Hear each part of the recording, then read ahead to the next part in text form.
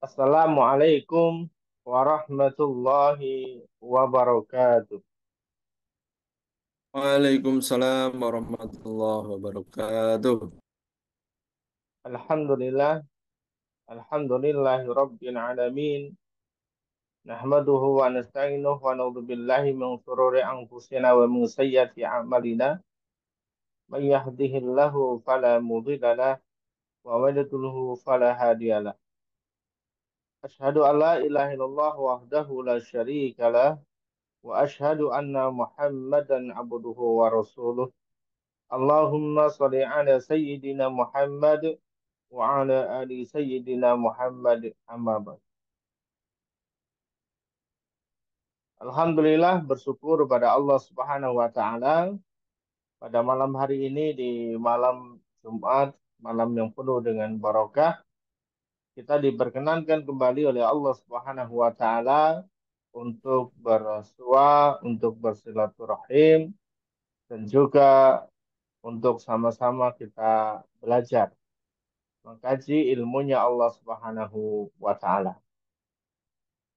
Bapak Ibu, kawan-kawan yang rahmat Allah Subhanahu wa taala, ada banyak yang mengatakan bahwasanya akhir-akhir ini kehidupan ekonomi itu sedang tidak baik-baik saja. Ya, bisa jadi memang begitu keadaannya, tetapi bagi kita seorang muslim, tentu kita juga harus meyakini bahwasanya ini semua tidak terlepas dari adanya peran Allah Subhanahu wa taala. Karena apapun yang ada di dunia ini, semuanya atas izinnya.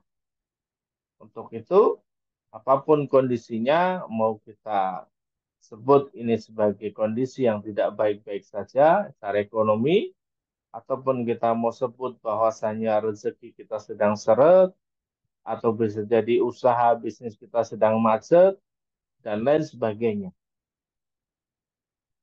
Yang terpenting adalah bahwa setiap peristiwa ini kita harus senantiasa mengambil ibrohnya, mengambil hikmahnya.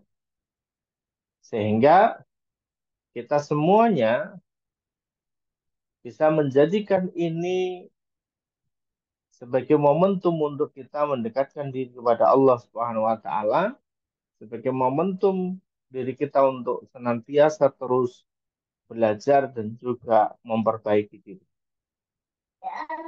Bapak Ibu kawan-kawan yang dirahmati Allah Subhanahu wa taala. Izin untuk menyampaikan materi kita ya perihal dengan rezeki ya.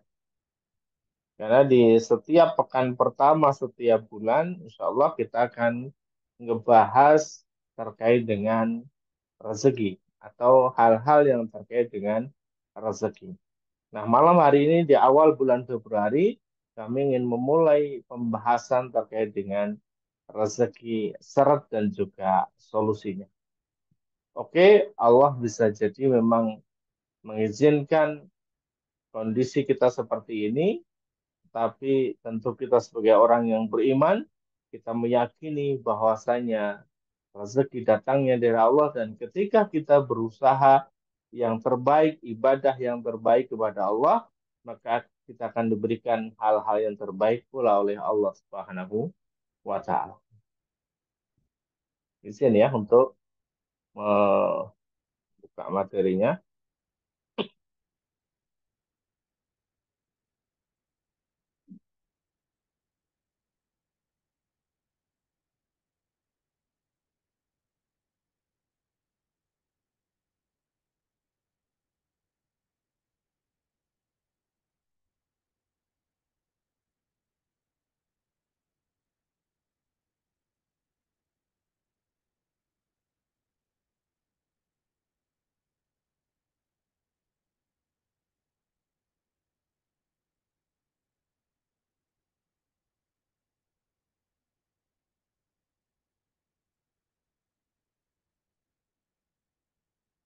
Dan kita pindah ke sini.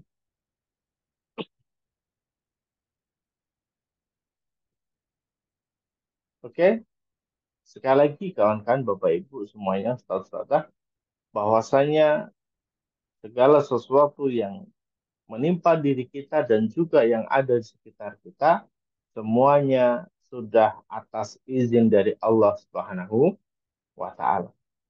Baik itu karena peran diri kita ataupun peran Allah secara langsung. Nah, untuk itu kita perlu belajar apa sih penyebabnya dan kemudian bagaimana solusinya menurut Allah dan Rasulnya.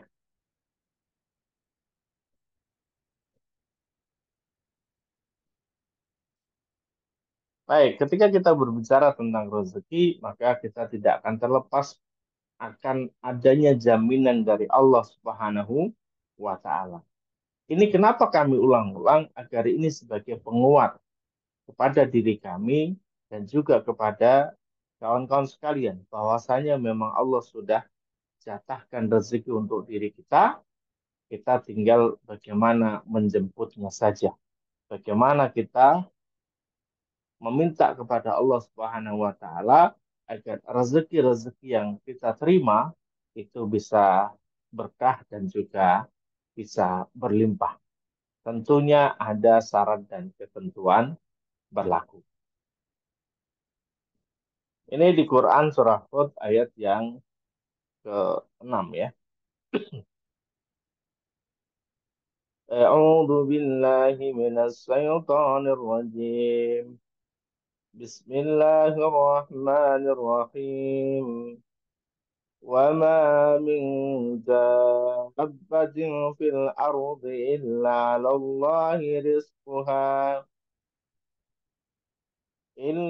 الله رزقها ويعلم مستقرها ومستودعها كل في كتاب مبين. Dan tidak ada satu binatang melata ya wama min dabbah fil ardi di muka bumi ini kecuali rezeki itu datangnya dari Allah Subhanahu wa taala. Illa 'alallahi rizquha. Karena Allah lah yang menjamin rezekinya mereka. Wa ya'lamu mustaqarraha dan kemudian bahkan Allah mengetahui di mana tempat berdiam binatang itu atau makhluk itu. Wa mustauda'aha dan bahkan sampai kepada tempat penyimpanan rezekinya atau di mana rezeki itu berada. Dan semuanya sudah jelas sudah ditulis oleh Allah Subhanahu wa taala dalam kitab yang nyata. Kita semuanya, saya, Bapak Ibu, kawan-kawan, Ustadz Ustadzah, semuanya mendapatkan rezeki dari Allah Subhanahu wa taala. Selama kita masih bernapas, selama kita masih hidup, maka disitulah berarti ada jatah rezeki untuk kita semuanya. Maka tidak perlu kemudian kita khawatirkan apakah kita kebagian rezeki atau tidak. Insya Allah kebagian. Ya. Insya Allah kebagian. Karena memang ini sudah menjadi janjinya Allah Subhanahu wa Ta'ala. Bahkan Allah berikan gambaran sampai binatang melata pun di sini. Ya. Jadi sampai binatang melata pun. Ya. Yang artinya apa? Artinya ketika binatang melata saja Allah sudah jamin, apalagi binatang yang tidak melata, yang bahkan bisa berlari, bisa terbang, dan bahkan manusia yang juga diberikan akal dan pikiran.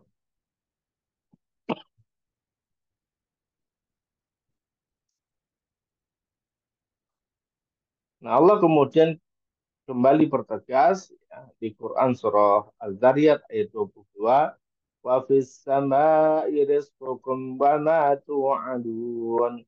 Dan di langit terdapat sebab-sebab rezekimu dan terdapat pula apa yang dijanjikan kepadamu, yang dijanjikan oleh Allah Subhanahu wa taala. Jadi sudah ditulis oleh Allah di Lauh Mahfuz dan sebab-sebabnya pun sudah ada. Yang kemudian sekali lagi bahwasanya tugas kita semuanya bukan hanya berdiam diri saja, tidak melakukan apapun, tetapi kita semuanya harus senantiasa bergerak menjemput rezekinya Allah Subhanahu wa taala. Tentu dalam konteks menjemput rezeki itu tentu bermacam-macam sesuai dengan tugas kita masing-masing. Artinya apa? Artinya bagi teman-teman yang usahanya pedagang ya akan bertugas sebagai seorang pedagang ya menjemput rezekinya lewat dagangan. Bagi seorang guru, ya mereka akan berperan menjadi seorang guru, menjemput rezekinya dengan cara mengajar. Bagi seorang petani, buruh, nelayan, dan lain sebagainya, mereka juga melakukan peran-peran terbaik yang bisa mereka lakukan. Maka ketika peran-peran itu dilakukan dengan baik, meskipun seorang kiai yang hanya duduk diam di dalam pondoknya, fokus memberikan pengajaran kepada para santri-santrinya, tetapi rezeki dari Allah tidak akan pernah putus. Ya, selalu Allah berikan. Meskipun kiai ini tidak bekerja, meskipun kiai ini tidak keluar dari pondok, karena memang tugasnya adalah mengajar di pondok. Itu sebagai peran menjemput rezekinya Allah. Jadi jangan kemudian diasumsikan menjemput rezeki itu harus dengan bekerja, tidak. Karena ada orang yang memang bekerja, ada juga yang tidak bekerja. Dan bekerja itu adalah merupakan salah satu wasilah saja dalam Allah memberikan rezeki. Padahal di luar sana, di luar bekerja, masih banyak cara Allah memberikan rezekinya. Nah, Allah Subhanahu wa Ta'ala ini memberikan rezeki kepada kita semuanya, kepada makhluknya Allah yang berada di bumi, ini dalam jumlah yang banyak. Dan bahkan berkali-kali, ya, bagi air hujan yang turun ke bumi, membasahi bumi ini, itu datangnya berkali-kali. Ya, datangnya berkali-kali dan jumlahnya banyak. Dan itu adalah rezeki dari Allah Subhanahu wa taala. Namun sayang, ketika rezeki Allah datang bagaikan air hujan, tidak semua dari kita itu mampu memanfaatkan itu dengan baik dan benar. Mampu memanfaatkan momentum turunnya hujan, turunnya rezeki dari Allah itu dengan baik dan benar. Kenapa? Karena ada orang yang ketika turun hujan, kita berikan gambaran demikian ya. Ketika hujannya turun, orang ini akan basah ya. Orang ini akan basah kena air, tetapi hanya yang didapat adalah hanya basah di badan saja. Artinya tidak punya yang lebih dari itu. Maka beberapa saat setelahnya, begitu pakaian sudah kering, ya dia sudah tidak merasakan air hujan.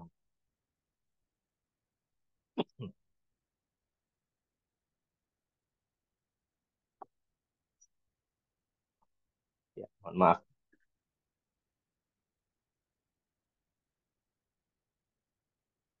Ya, hujan banyak dan juga berkali-kali turun ke bumi. Ada juga yang dipersiapkan tampungannya. Jadi ada teman-teman yang tadi kita sebutkan bahwasanya mereka hanya basah di badan saja ketika hujannya sudah selesai, ya itu tidak, mereka tidak memiliki apapun. Ada yang di tanggal 1 gajian, begitu tanggal 10 sudah habis. Seperti orang yang kena hujan, basah kuyup bajunya, pakaiannya, tapi berapa saat baju dan pakaiannya sudah kering kembali. Nah, ada juga yang pakai sumur ya. Nah, seringkali ini yang kemudian ngebuat kita merasa bahwa apa yang sudah kita dapatkan itu adalah hak kita. Apa yang sudah kita kumpulkan itu adalah punya kita, sehingga kita melakukan itu dengan sewenang-wenang. Padahal yang namanya air itu tidak boleh berhenti, ya. Air itu tidak boleh berhenti, tidak boleh mengenang. Kenapa? Karena ketika air itu berhenti dan menggenang, kita bisa lihat ya, air itu akan menjadi keruh. Air itu lama-lama menjadi kotor. Air itu bisa berlumut, ya. Air itu bisa menjadi sarang nyamuk, sumber penyakit dan lain sebagainya.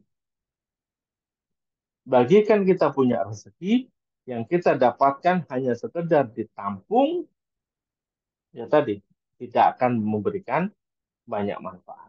Maka kuncinya adalah bagaimana agar rezeki ini lancar, maka harus senantiasa dialir, ya dialirkan. Kemana? Ya terserah pengalirannya.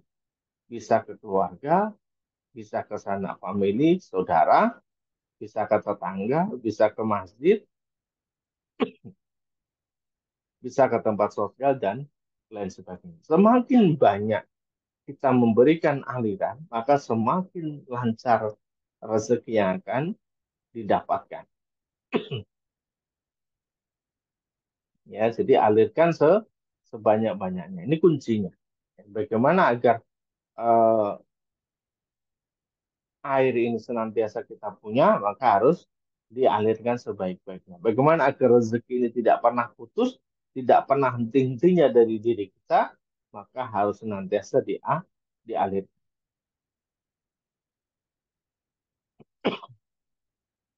Ya, kita lanjutkan. Nah, ada juga yang menyebutnya rezeki bocor. Kita sebut rezeki bocor, rezeki semprot, atau sempit, ya begitulah ya. Karena apa? Karena ada sumbatan. Ada sumbatan. Ada yang menghalangi. Nah, sumbatan itu apa saja? Bisa jadi karena infaknya sedikit. Ya, jadi coba teman-teman cek. Bisa jadi karena infaknya masih sedikit. Kita masih berpikiran sempit. Kita masih berpikirnya pikiran pelit. Maka kalau kita berpikir bahwa diri kita memang sedang sempit, ya akan terjadi kesempitan dalam kehidupan kita. Kalau kita berpikirnya bahwasanya memang uang kita masih sedikit, ya akan begitu yang terjadi. Yang kedua, karena tidak bayar zakat.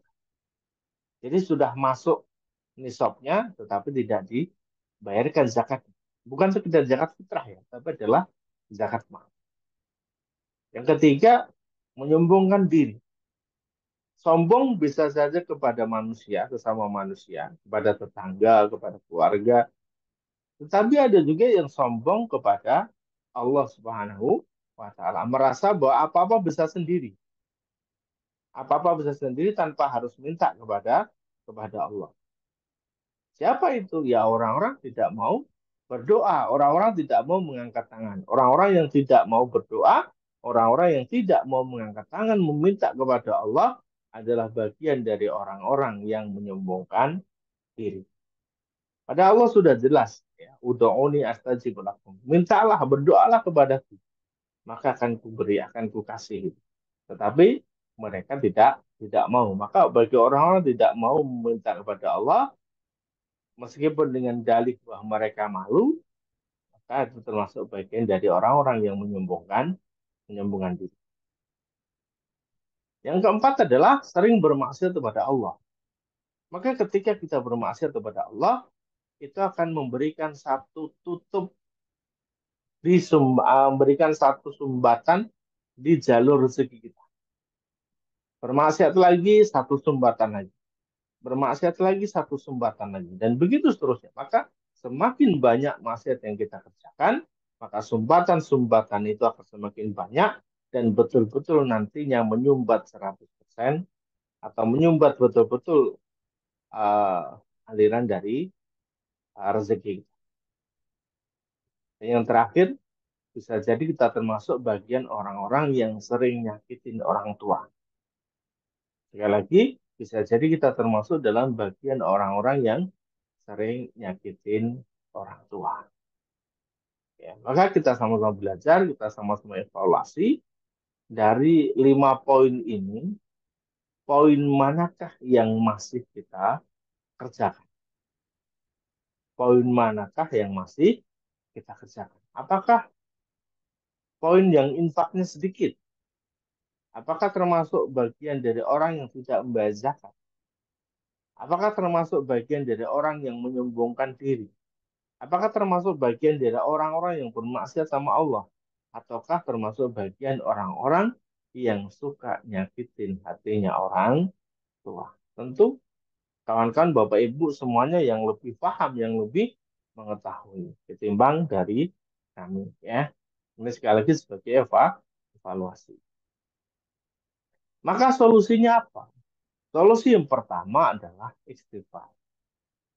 Ketika kita menyadari bahwasanya diri kita punya banyak persoalan tadi ya, maka kemudian kita istighfar ya. Istighfar itu apa? Secara definisi ya, istighfar itu dalam menurut bahasa itu adalah meminta ampunan baik melalui ucapan maupun perbuatan. Jadi ucapannya memang meminta ampun sama Allah, maka perbuatannya pun juga mengikuti apa yang diucapkan. Nah, sedangkan ampunan dari Allah adalah berupa perlindungan Allah dari tertimpanya azab. Maka hakikatnya adalah sebagian besar manusia beranggapan bahwa jika seseorang telah berlaku dosa atau berbuat dosa, lalu kemudian mereka meminta ampun sama Allah, beristighfar gitu ya. Jadi mereka melakukan kesalahan, melakukan dosa, kemudian mereka beristighfar, maka hilanglah dosanya. Jadi kebanyakan manusia beranggap begitu. Berbuat salah, istighfar, kemudian menganggap bahwa dosanya sudah hilang. Ya meskipun bisa saja seperti itu. Tetapi pada hakikatnya, istighfar itu dapat mengeluarkan seorang hamba dari perbuatan yang dibenci oleh Allah. Artinya, Allah jaga orang-orang yang sudah beristighfar itu agar tidak lagi kembali melakukan perbuatan yang dibenci oleh Allah Subhanahu wa Ta'ala. Oke, sekarang kita coba secara dalil ya, yaitu di Quran Surah Al Imran ayat 135 sebagai hakikat dari istighfar itu seperti apa. والذين إذا فعلوا فاحشة أو ظلموا أنفسهم ذكروا الله فاستغفروا لذنوبهم ومن ومن يغفر الذنوب إلا الله ولم يصروا على ما فعلوا وهم يعلمون. Dan juga orang-orang yang apabila mengerjakan perbuatan keji atau menganiaya diri mereka sendiri, mereka kemudian ingat Allah. Jadi berbuat maksiat sama Allah, berbuat dosa, berbuat keji, lalu kemudian mereka mengingat Allah, maka Allah akan, mereka mohon ampun terhadap dosa-dosa mereka, dan siapa lagi yang dapat mohon ampun dosa selain daripada Allah. Dan mereka tidak meneruskan perbuatan kejinya itu, sedang mereka mengetahui. Jadi mereka kemudian berhenti melakukan perbuatan keji yang pernah dilakukan.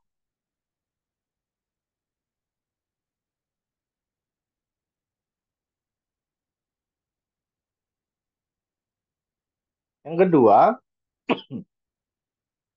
istighfar ini adalah merupakan perintahnya Allah terhadap hambanya. Nah, berarti bagi kita semua nih, ya, bagi kita semuanya.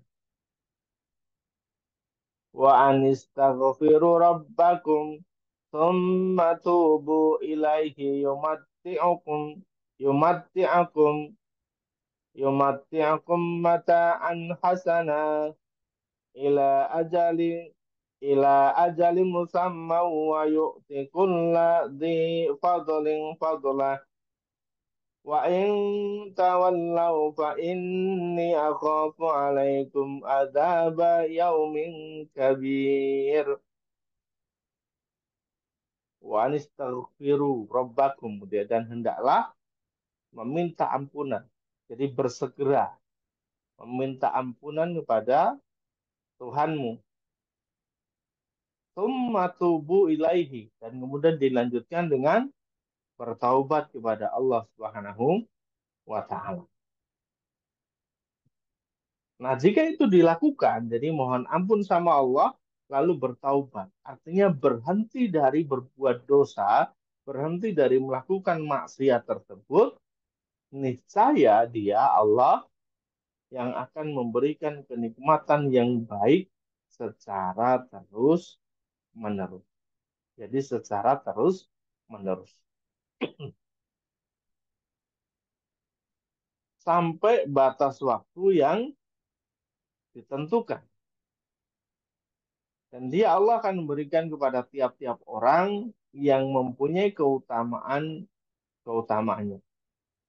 Jika kamu berpaling, maka sesungguhnya aku takut kamu akan ditimpa siksa di hari kiamat.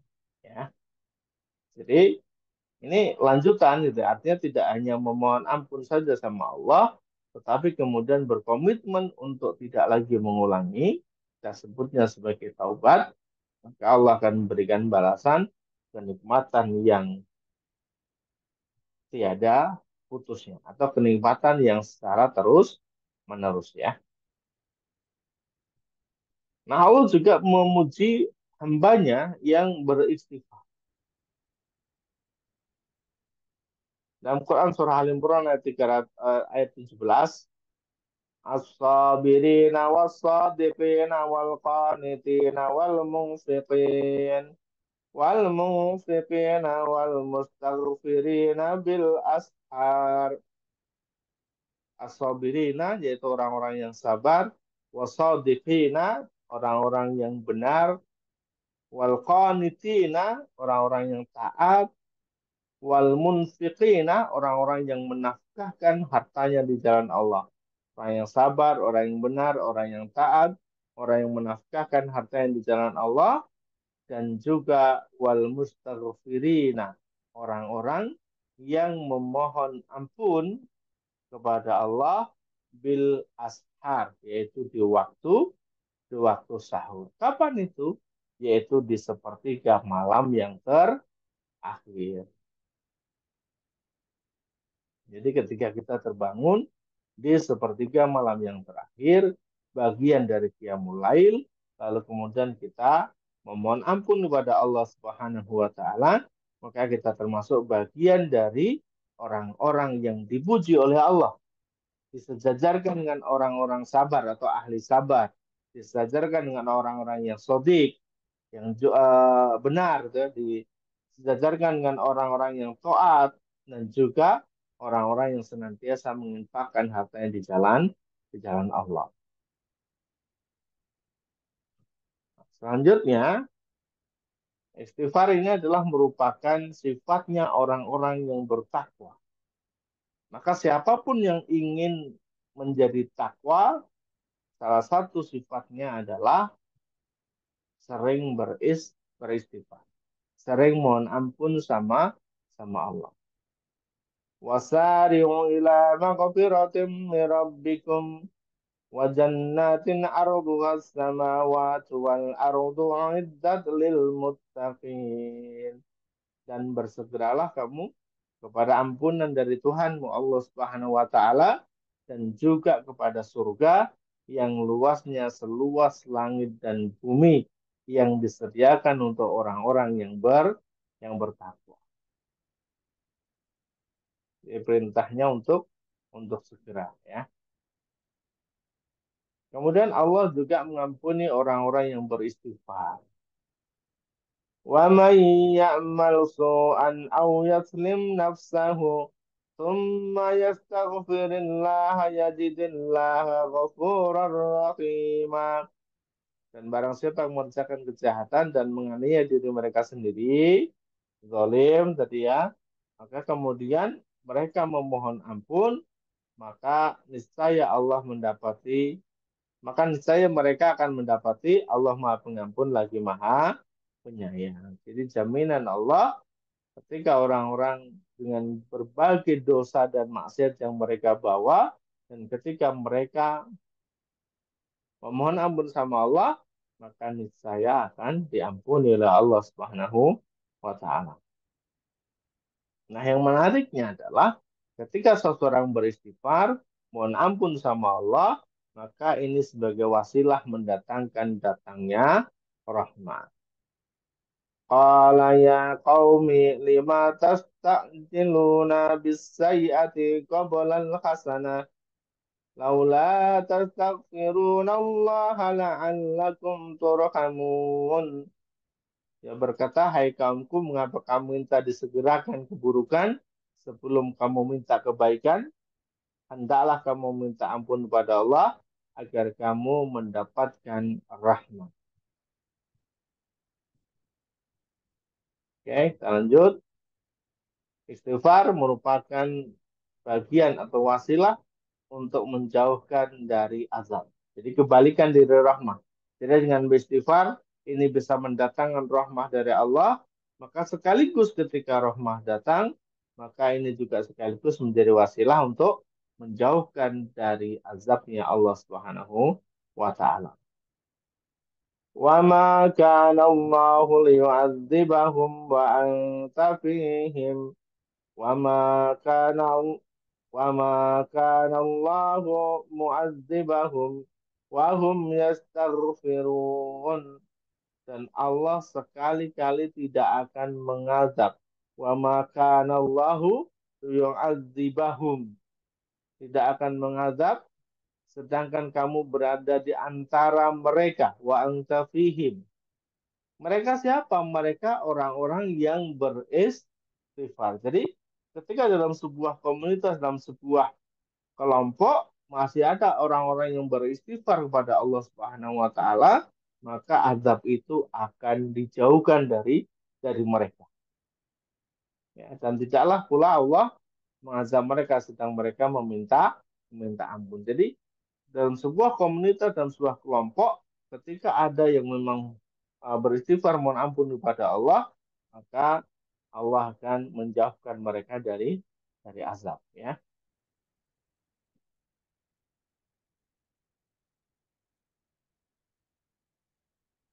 Nah, istighfar dilanjutkan dengan apa namanya bertaubat mohon ampun sama Allah jadi kemudian berhenti tidak melakukan dosa dan maksiat yang sama maka ini sebagai wasilah untuk mendatangkan kebaikan. Bagaimana Allah sebutkan di Quran surah Hud ayat yang ketiga, wa anistaghfiru rabbakum thumma tubu ilaihi umattiakum mata'an hasanah mata'an hasanan ila ajalin musamma wa yu'ti kulladzi fadlin fadlah wa in tawallaw fa inni akhafu alaikum azaba yaumin kabir dan hendaklah kamu minta ampun pada Tuhanmu dan juga bertaubat ya tadi sudah di depan sudah kita baca sudah kita bahas ya maka Allah akan berikan kenikmatan yang baik secara terus menerus. Dan juga di ayat 52-nya wa ya qaumi astaghfiru rabbakum tsumma tubu ilaihi yursilis samaa'a 'alaikum midrara wa yazidakum quwwatan ila quwwatikum wala tatawallaw mujrimin. Dan dia berkata, hai kaumku, mohonlah ampun kepada Tuhanmu, lalu bertobatlah kepadanya. Niscaya dia menurunkan hujan yang sangat deras kepadamu, dan dia akan menambah kekuatan kepada kekuatanmu, dan janganlah kamu berpaling dengan berbuat dosa. Ya. Nah, istighfar ini adalah merupakan sunnahnya para nabi dan rasul. Ini ada banyak kisah ya terkait dengan istighfarnya para nabi dan rasul. Tapi malam hari ini kita hanya sepilkan satu saja ya, yaitu Nabi Adam alaihi salam ya. Jadi setelah apa yang dilakukan oleh Adam dan Hawa di surganya Allah Subhanahu wa taala, lalu kemudian Allah turunkan Adam dan Hawa di muka buminya Allah Subhanahu wa taala dan mereka tidak dipertemukan. Artinya mereka sendiri-sendiri. Nah, saat itu kemudian Nabi Adam alaihissalam menyadari bahwa apa yang dilakukan adalah sebuah kesalahan secara mandiri, sebuah kesalahan secara pribadi, lalu kemudian meminta ampun kepada Allah Subhanahu wa taala. Bahkan Nabi Adam berkata, "Qala rabbana dhalamna anfusana wa illam taghfir lana wa tarhamna lanakunanna minal khasirin." Ya, kemudian Nabi Adam ini baca doa ini. Ya. Ya Allah, ya Tuhan kami telah menganiaya diri kami sendiri. Rabbana dzalamna anfusana. Kami menganiaya diri kami sendiri. Dan jika engkau tidak mengampuni kami, wa ilam taghfir lana wa tarhamna lanakunanna minal khasirin, dan beri rahmat kepada kami, niscaya kamilah termasuk orang-orang yang merugi. Ya, ayat ini merupakan bagian dari merayu Allah Subhanahu wa taala ya. Sehingga menganggap bahwa dirinya salah kemudian mohon ampun sama Allah Subhanahu wa taala. Nah, sebenarnya kita belajar dari konsep ini ya, dari konsep bagaimana Nabi Adam ini mohon ampun sama Allah Subhanahu wa taala, lalu kemudian dipertemukanlah Adam dan Hawa ya. Nah, ada apa dalam uh, bagian dari istighfar atau bagaimana agar istighfar ini bisa memberikan dampak gitu ya. Bisa berdampak bagi pelakunya itu kayak gimana gitu ya. Karena ada beberapa orang yang sudah beristighfar ribuan kali, bahkan puluhan ribu, tetapi tidak memberikan dampak pada dirinya. Kita belajar dari Nabi Adam alaihissalam. Ya, apa yang dilakukan? Ketika beliau beristighfar ini, mohon ampun sama Allah ini coba kita baca redaksinya ya. Rabbana dzalamna anfusana wa illam taghfir lana wa tarhamna lanakunanna minal khasirin. Yang artinya bahwasanya ketika seseorang beristighfar, mohon ampun sama Allah, maka yang pertama harus dilakukan adalah menganggap bahwa dirinya lah yang salah. Oke ya Allah, saya salah kok. Bukan karena jin, ya. Bukan karena jin. Karena memang saya yang salah. Bukan pasangan saya, bukan anak saya, bukan tetangga saya, bukan guru saya, bukan teman-teman saya, bukan. Bukan karena keadaan, bukan. Nah, seringkali teman-teman, ya, kita semuanya seringkali mendapati bahwasanya ketika beristighfar itu seringkali kita tidak mendapati diri kita itu merasa salah, tidak. Tapi justru malah sebaliknya, kita malah mencari pembenaran, menyalahkan keadaan gitu ya. Apa itu? Ya seringkali kita menyalahkan orang lain, menyalahkan karena kita nggak punya modal, menyalahkan keterbatasan kita, menyalahkan orang-orang terdekat kita, bahkan ada yang menyalahkan pasangan kita. Ya. Nah, kalau kunci pertama ini tidak dimiliki dengan benar, ya istighfarnya tidak akan berdampak, tidak akan memberikan efek. Kenapa? Karena masih merasa bahwa dirinya bukan yang salah, tapi orang lain yang salah. Maka dalam kunci istighfar itu, teman-teman, yang pertama adalah harus mengakui bahwa dirinya lah yang salah, bukan orang lain. Ya, ini yang pertama adalah mengaku bahwa dirinya salah. Yang kedua, mohon ampun sama Allah. Jadi setelah mengaku bahwa dirinya salah, maka yang kedua adalah mohon ampun. Oke, saya salah, ya, tapi saya minta minta maaf. Saya mohon ampun. Ini karena atas kesalahan saya. Ya, maka yang kedua adalah mohon mohon ampun. Nah, yang ketiga, ini adalah bagian dari doa agar kita tidak mendapati tidak merasakan dampak dari dosa maksiat yang kita lakukan. Nah, coba sedikit, saya ingin menjelaskan hal ini pelan ya. Setiap kita melakukan kesalahan, maksiat sama Allah, ini kan jadi noda hitam. Jadi sumbatan-sumbatan tadi loh ya. Jadi sumbatan-sumbatan tadi dalam rezeki kita. Oke. Nah, dengan kita beristighfar, kunci pertama adalah menganggap bahwa diri kita memang yang salah, bukan orang lain, bukan si bos, bukan karena keadaan gitu ya. Memang diri kita yang salah. Yang kedua, kita mohon ampun.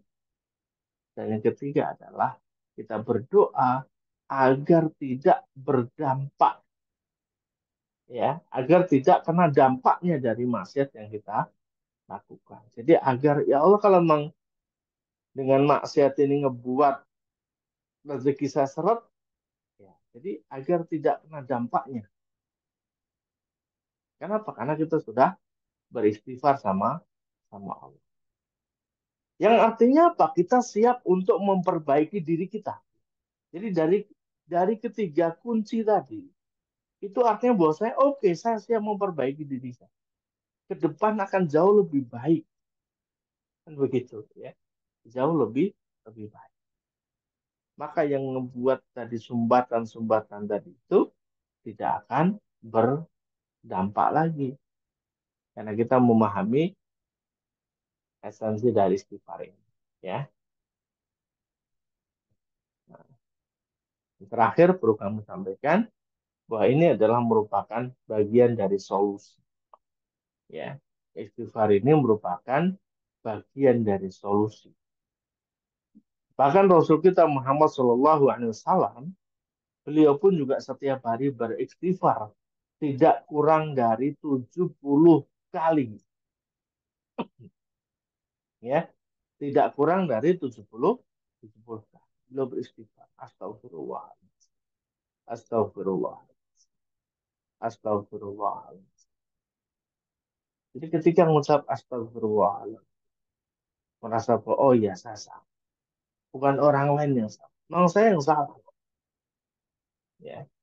Kita bisa bayangkan dalam sebuah pertikaian, ketika masing-masing merendahkan dirinya, menurunkan egonya, kemudian mereka saling meminta maaf, menganggap bahwa dirinya lah yang salah, maka tentu akan terjadi sebuah harmonisasi. Yang tadinya bertengkar, ini bisa jadi nanti jadi pelukan. Dalam rumah tangga pun demikian, teman-teman.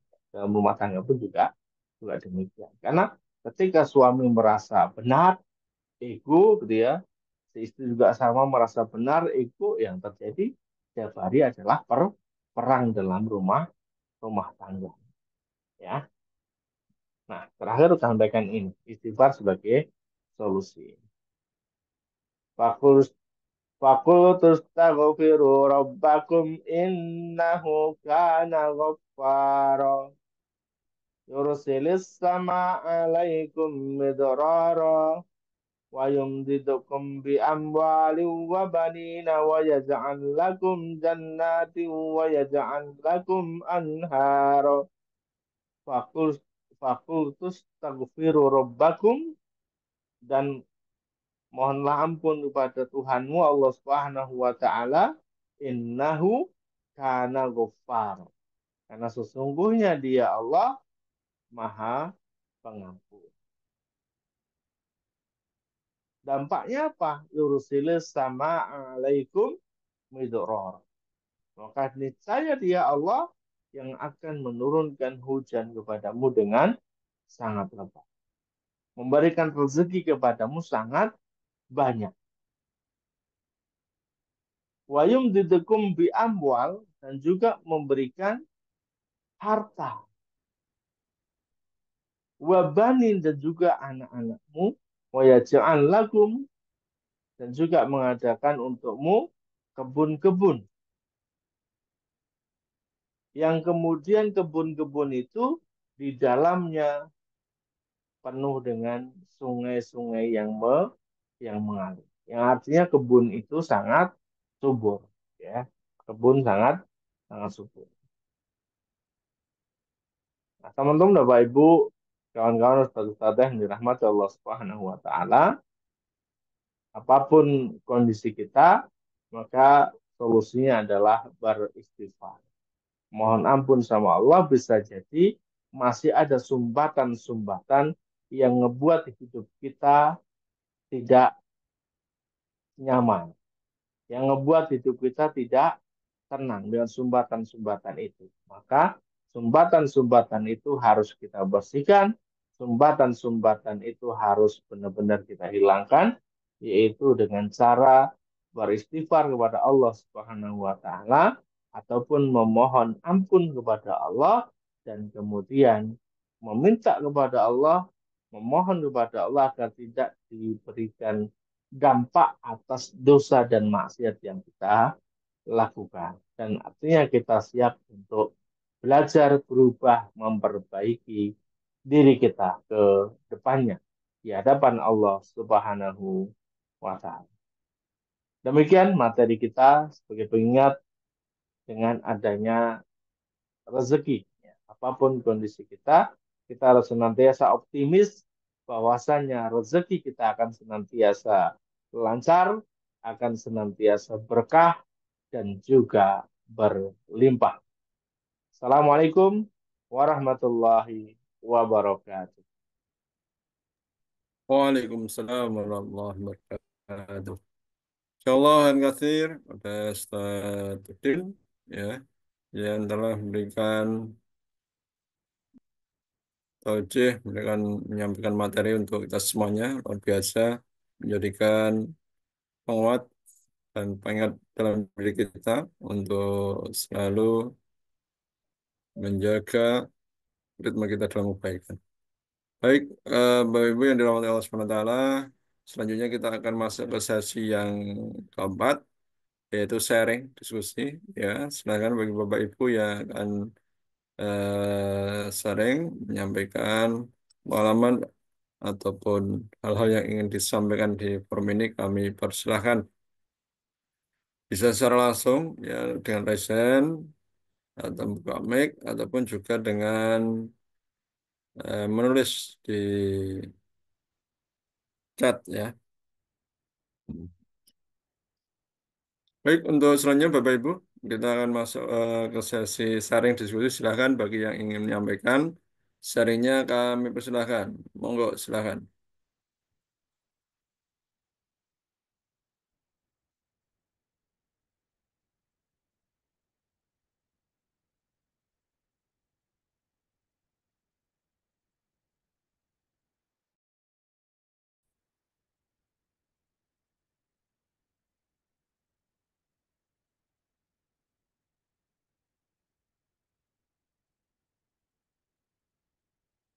Baik, ini sudah ada yang menulis di chat ya. Kami bacakan dari Katstio. Baik, Assalamualaikum, Ustaz. Mau bertanya, usaha minus kena tipu pula, utang banyak. Dan ingin sekali melunasi utang yang numpuk. Rasanya akhir-akhir ini seret. Minta arahannya Ustaz. Terima kasih.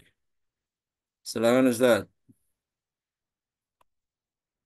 Baik, terima kasih ya atas pertanyaannya.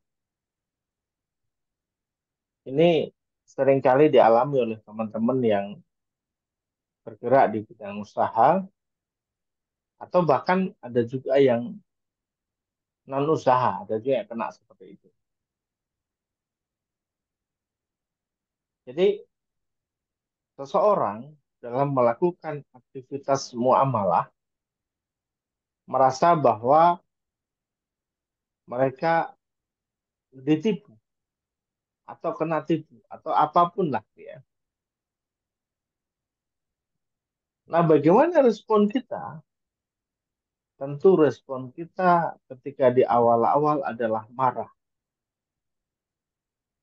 Marah, kecewa, benci, menyalahkan orang lain. bahkan bisa jadi menyalahkan keadaan, bisa jadi menyalahkan keluarga gitu ya, yang mungkin jadi penghubung dan lain sebagainya, ya itu seringkali dialami. Coba teman-teman semuanya mengevaluasi, dievaluasi dirinya masing-masing. Oh iya, ternyata justru malah kita menyalahkan orang lain. Pada rumusnya adalah kita menyalahkan diri kita sendiri. Selama kita masih mencari pembenaran, menyalahkan orang lain atas kasus atau kejadian itu, maka kita tidak akan ditolong oleh Allah Subhanahu wa taala saat itu. Gimana tadi kita belajar dari kisahnya Nabi Adam alaihissalam yang selama masih punya ego, menyalahkan iblis, menyalahkan setan atas kesalahan yang dilakukan, kemudian diturunkan ke buminya Allah Subhanahu wa taala, ya Allah masih pisahkan tuh antara Adam dan Hawa. Namun saat mereka kemudian mohon ampun sama Allah, sadar bahwa oh ya ini bukan kesalahan orang lain, bukan kesalahan iblis gitu ya. Memang saya yang salah kok ya. Saat itulah kemudian Rabbana zalamna anfusana wa illam taghfir lana wa tarhamna lanakunanna minal khasirin. Maka selama bapak atau ibu, kawan-kawan masih punya rasa benci, punya rasa dendam dan menyalahkan orang lain, bukan menyalahkan dirinya sendiri, maka selama itu tidak akan pernah diangkat diri kita dari kubangan itu. Ya, kalau kita sebutnya kubangan ya. Kita tidak akan pernah diangkat. Namun selama kemudian kita mengakui bahwa diri kita yang salah ya, atau dalam dalam bahasa yang mohon maaf mungkin agak kasar ya, yang bahasa saya ini ya, yang barangkali agak sedikit kasar adalah ya ini kesalahan saya karena memang saya tuh mau ditipu gitu. Kenapa kok saya bisa ditipu gitu? Ya berarti memang saya yang salah. Saya kurang belajar kah? Saya kurang teliti kah? Atau barangkali ada keinginan duniawi untuk cepat dapat apa hasil yang berlimpah. Ini teman-teman yang sering kali ngalami yang kena tipu ya. Jadi sampai puluhan juta itu ya cuma diiming-imingi naruh 1 juta besok dapat 1.300.000. Oke, bener dapat. Besok lagi naruh 5 juta dapat 7 juta. Oke, dapat. Begitu makin gede makin gede. Kenapa? Ada ego untuk dapat hasil lebih gede dengan cara instan, dengan cara cepat gitu ya, yang tidak sesuai dengan Allah Subhanahu wa taala. Maka situlah ya. Berarti memang kesalahan diri kita karena kita tidak mau belajar. Insya Allah itu Pak atau Ibu ya. Jangan sampai kemudian kita menyalahkan orang lain.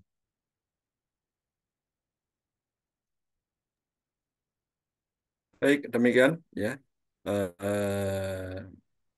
Ini Kak Tio ya, Kak atau Kak Tio ini.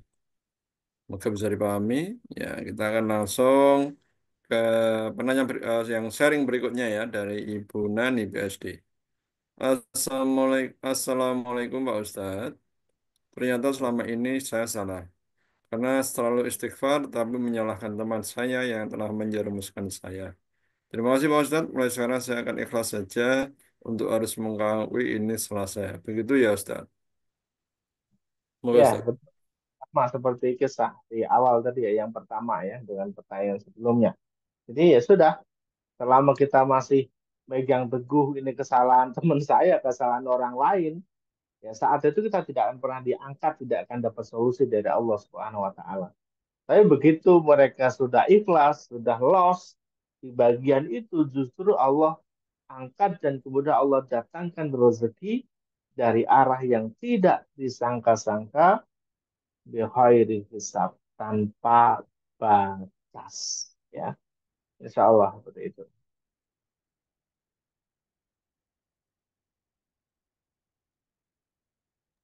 Ya, terima kasih Ustaz. Demikian ya Bapak Ibu. Eh, Semoga bisa kita pahami apa yang disampaikan oleh Ustaz Udin ya.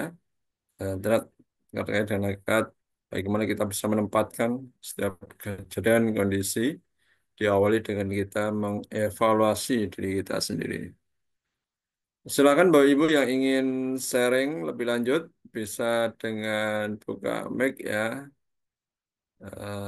Bisa dibuka mic-nya silakan. Kami kasih kesempatan masih ada waktu. Atau mungkin bisa dengan menulis di chat room. Silakan.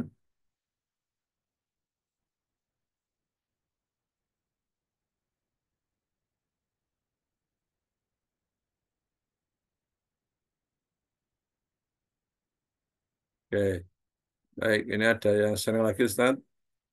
Bapak atau Mas Aditya Cahyadi ya. Berarti sama ya Pak Ustadz, misal ada masalah karena orang tua dan sebagainya, istighfar dan mengakui kita salah ya Pak Ustadz. Setelah itu kita tawakal dan pasrahkan semua kepada Allah semata ya. Selamat Ustadz. Ya, betul ya. Dalam kehidupan rumah tangga kita juga demikian. Jadi gini, sahabat saya berikan gambaran ya. Eh, Teman-teman misalnya, suami pulang nih, ya, pulang kerja atau pulang ketemu klien atau apalah, pulang lah, dia pulang. Siang-siang nih, pulang, kondisi lapar. Nah, si istri di rumah, pekerjaan numpuk banyak, ya, kerjaan istri-istri itu banyak ya, numpuk ya. Sehingga si istri pun juga lelah gitu ya, dengan pekerjaan yang seabrek yang sudah numpuk di rumah. Sehingga si istri lupa nih masak, ya, si istri lupa masak. Nah, si suami udah pulang. Nah, akhirnya inisiatif nih si istri. Ya udah Mas, saya minta maaf. Saya buatin mie instan aja nih. Nah, masak nih mie. Ya, masak si istri masak mie.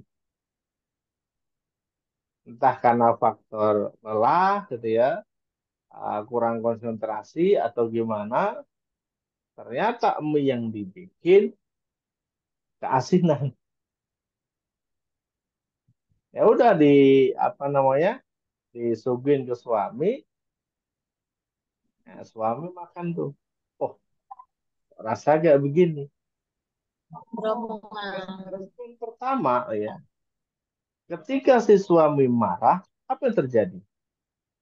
Ya, ketika si suami menyalahkan si istri karena masak kok salah, gitu ya, masak mie aja kok masih salah, gitu ya. Maka apa yang terjadi? Si istri pun tentu juga akan marah. Jadi perang tuh di situ. Kenapa? Udah sama-sama lelah, sama-sama capek, gitu ya. Tapi coba kemudian ketika respon yang kedua, ya saat si suami disuguhi mie, dimakan tuh, diseruput. Astagfirullah ya. Jadi si suami tiba-tiba istighfar. Astagfirullahaladzim. Nah si istri dengar loh, ada apa mas? Oh nggak ada apa-apa kok dia. Nggak ada apa-apa. Nah saat si suami istighfar ini, itu tidak lagi nyalahin keadaan karena capek. Tidak lagi menyalahkan si istri, tapi menyalahkan diri sendiri. Kenapa? Bisa jadi ada ucapan-ucapan dia sebelum dia pulang dia yang menyinggung orang lain. Bisa jadi ada perbuatan-perbuatan dia yang sebelum dia pulang, sebelum nyampe rumah, itu yang membuat orang lain tidak nyaman misalnya. Atau bisa jadi pas waktu dia pulang ke rumah tadi, perjalanan, dia meleng, lihat cewek lain gitu ya. Meleng. Ada muncul rasa-rasa yang nggak nyaman gitu ya. Maka istighfar. Oh, ini atas. Jadi ditegur sama Allah. Bisa jadi ada dosa yang sudah dilakukan dari sebelum dia pulang ke rumah gitu ya. Ditegur sama Allah. Nah, ketika itu suami beristighfar kemudian tidak marah, si istri pun juga, "Loh, ada apa ini?" Baru kemudian si istri ikut makan itu mie-nya. Istri-istri istighfar juga nih. Astagfirullahaladzim, kan? Tidak nyalakan suami. Kenapa? Bisa jadi di dalam sebuah keluarga, si istri sudah merasa capek, lelah, dan sebagainya, justru malah kemudian melimpahkan kesalahan itu ke suami. Saya udah capek loh, saya udah ngejaga rumah loh, saya udah bersih-bersih, udah beres-beres, dan sebagainya. Yang akhirnya jadi pertengkaran juga. Tapi ketika sama-sama istighfar, sama-sama kemudian menyadari bahwa dirinya salah, dirinya punya kekurangan, justru yang terjadi malah pelukan. Ya, sama seperti itu dengan kondisi dengan orang tua dan sebagainya. Jadi justru ketika si anak ini malah ngotot menyalahkan orang tua, apa yang terjadi? Saya sering menyaksikan gitu ya, bahwasanya justru malah terjadi kerenggangan yang luar biasa antara si anak dengan orang tuanya. Padahal sebenarnya tidak boleh seperti itu. Ya, oke, salah demikian. Ya, baik Ustadz. Eh, mu- Baik Ustadz, ini untuk menyambung dari Pak, ini ada yang sharing dari Aspen ya. Saya sambungkan dulu aja. Apakah kita harus duluan minta maaf walau kecewa secara tidak langsung? Gitu Ustadz. Iya, silakan. Ketika terhadap orang tua, ini posisi ya. Ketika terhadap orang tua, selama kita tidak diajarkan untuk bermaksiat sama Allah, selama kita tidak diperintahkan untuk durhaka sama Allah, maka posisi orang tua masih di atas kita, masih di atas anaknya. Tidak boleh nih kemudian si anak merasa benar. Mau bagaimanapun, kalau orang Jawa bilang, si anak itu mau jungkir balik berapa kali, itu tidak akan bisa membalas jasa jerih payah orang tua saat melahirkan. Saat melahirkan saja loh ya. Belum mendidik, belum merawat, menyekolahkan. Itu baru saat melahirkan saja. Maka tidak boleh kemudian si anaknya merasa benar. Gitu. Meskipun secara keilmuan ya benar, tetapi tidak boleh kemudian menganggap bahwa dirinya benar. Ya salah. Salah dalam artian apa? Dalam artian mungkin cara penyampaiannya saja yang kurang pas kan begitu. Atau momentumnya aja yang kurang pas. Jadi apa yang disampaikan si anak itu udah benar. Tapi momentumnya kurang pas. Caranya kurang pas. Sehingga ngebuat orang tua tidak nyaman dan kemudian marah. Terjadi pertengkaran dan sebagainya. Maka tetap kondisi anak tidak boleh kemudian menganggap dirinya benar. Maka kondisi apapun segera minta maaf kepada orang tua. Dan saya menyaksikan ketika kondisi seperti ini, kemudian uh, si anaklah yang inisiatif minta maaf pada orang tua, justru yang terjadi adalah kebaikan-kebaikan yang luar biasa. Si anak orang tua hubungan jadi baik kok ya.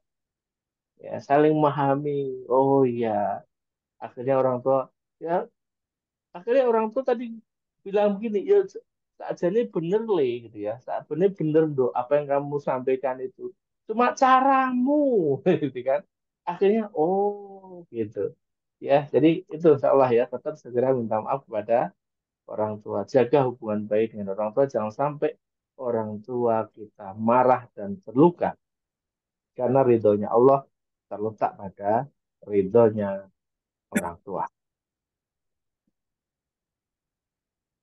Baik, terima kasih Ustadz. Eh, ya, demikian ya. Pak Aditya jadi Pak Spen itu ya. Ini nyambung dari Pak Tio yang tadi ya, yang sudah bertanya di awal tadi. Ini melanjutkan pertanyaan yang kedua. Maaf, yang kedua Ustadz. Mitra bisnis usaha saya yang menipu udah kabur dan memberikan jaminan berupa tanah untuk dijual. Tapi sampai sekarang susah sekali terjual tanah tersebut. Padahal kalau terjual, insya Allah clear. Gimana Ustadz? Ya Monggo Ustadz. karena fokus kita masih pada tanah tadi.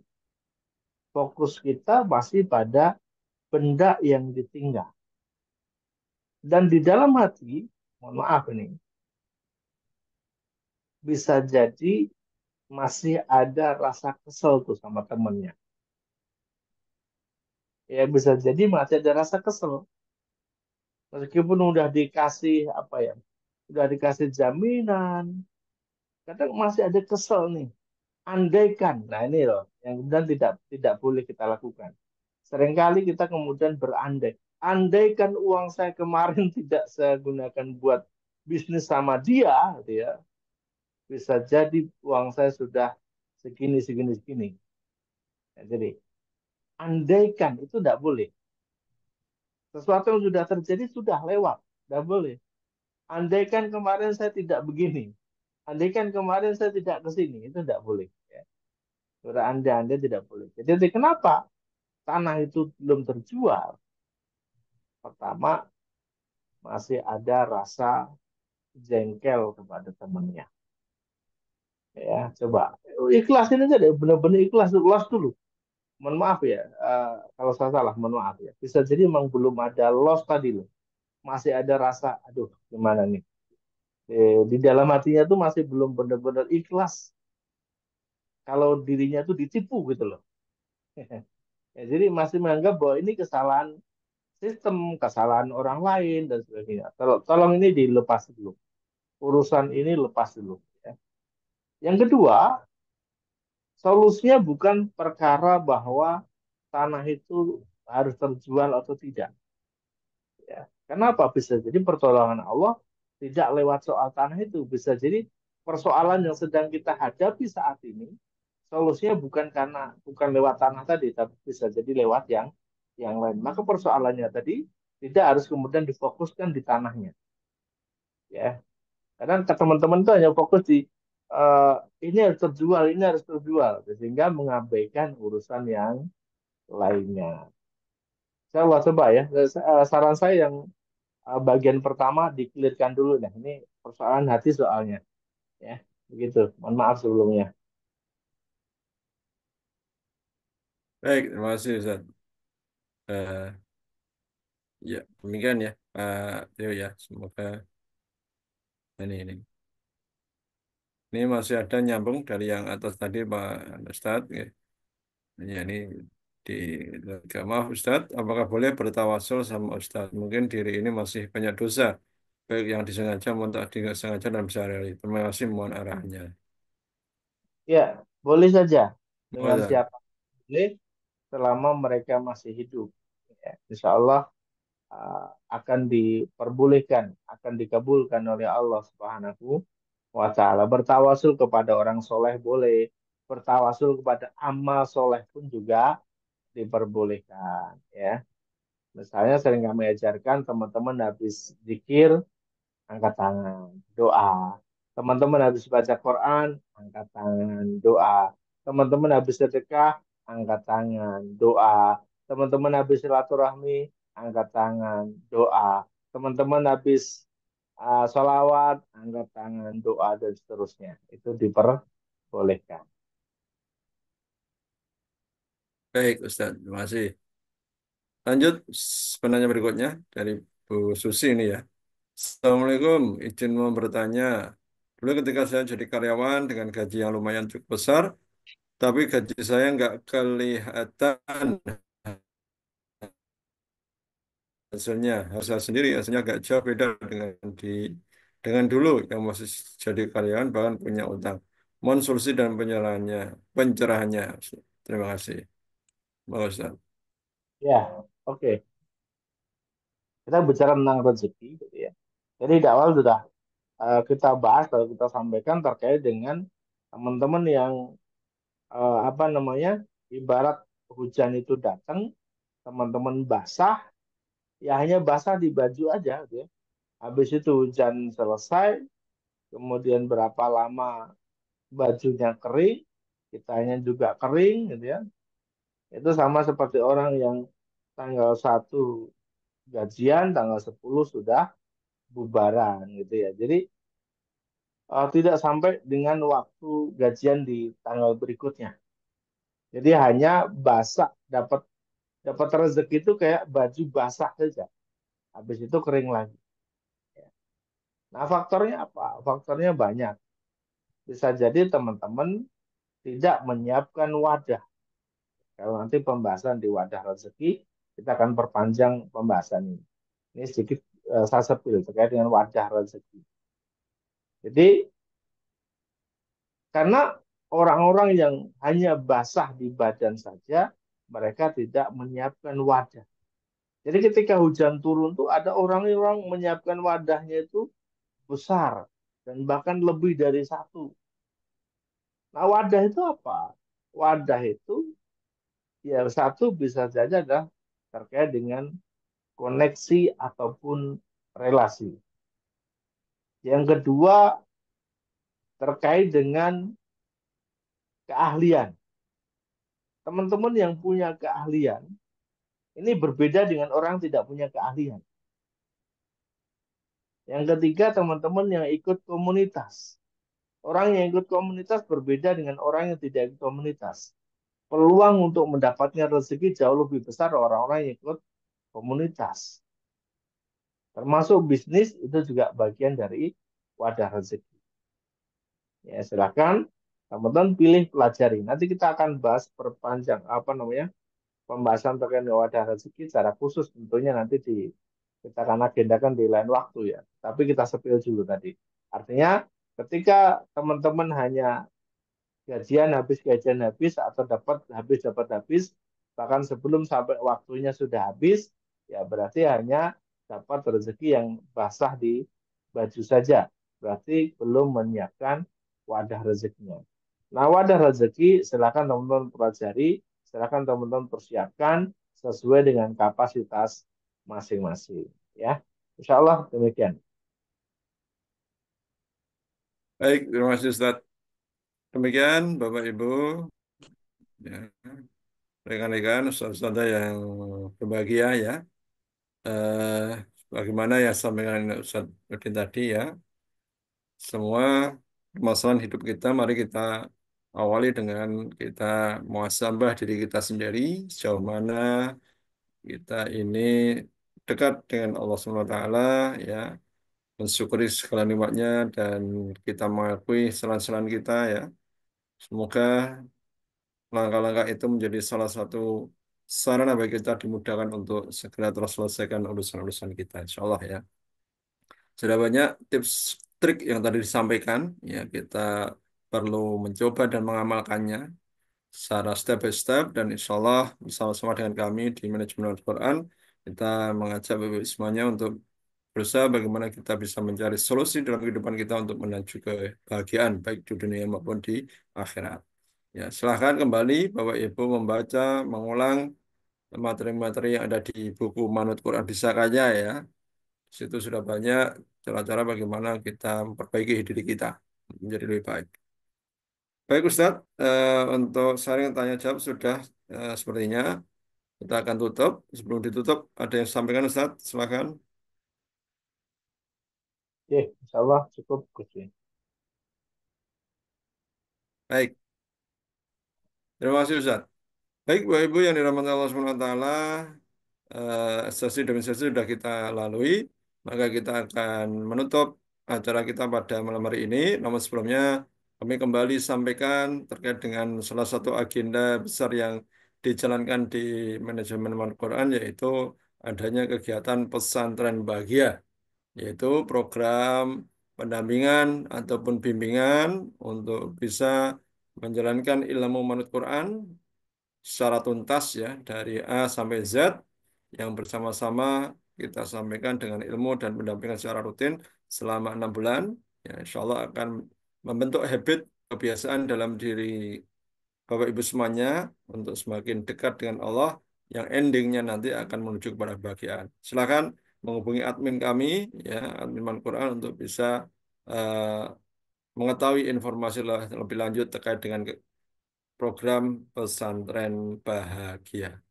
Baik, selamat bertemu kembali untuk kajian Al-Quran pekan depan. Silakan dipersiapkan. Insya Allah kita akan mendapatkan materi-materi terbaru yang semakin menarik dan semakin menguatkan. Mari eh, kita tutup acara kita dengan bacaan Alhamdulillah bersama-sama. Alhamdulillahirrahmanirrahim. Subhanallah wa bihamdihi asyhadu an la ilaha illa anta astaghfiruka wa atubu ilaik. Dari kami, mohon maaf jika banyak kurang kelafan. Saya tutup. Assalamualaikum warahmatullahi wabarakatuh. Waalaikumsalam. Waalaikumsalam warahmatullahi wabarakatuh. Terima kasih.